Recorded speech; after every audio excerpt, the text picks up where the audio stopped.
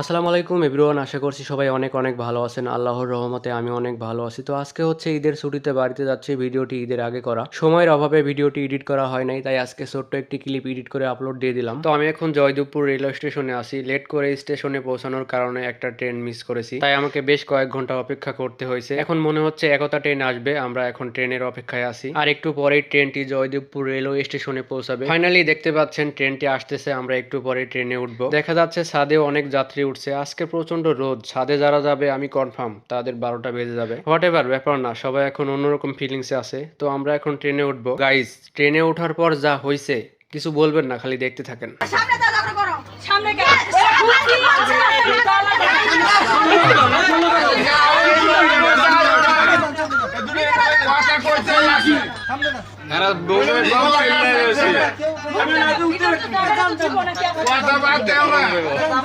অবশ্যই